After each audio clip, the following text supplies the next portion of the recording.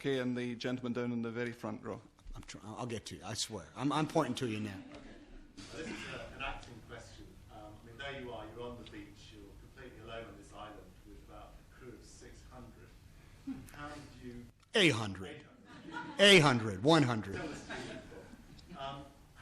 did you tell yourself that you were alone? And how did you find any sense of isolation?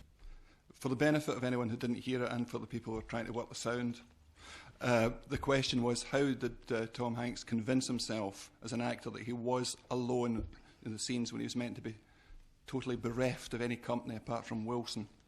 Somewhere a while ago, I don't know when exactly it was, but I think as a professional I sort of won the war of distraction that movie making can be.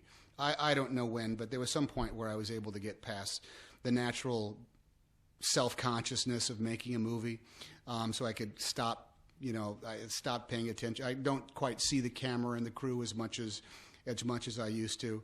And on a film like this, they did have a tendency to blend into the vegetation after a while. And also, look, they were also tired and bored after a while. I mean, a guy holding up a show card like this is not much different than a guy actually looking at you as he's holding up a show card.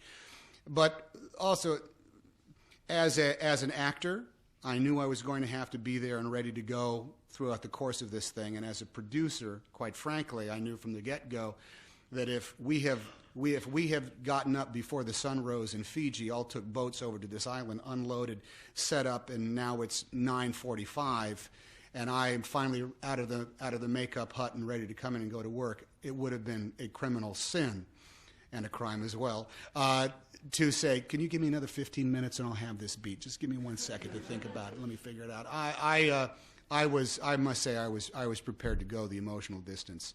What was much harder, if I can't say, is the stuff in the water.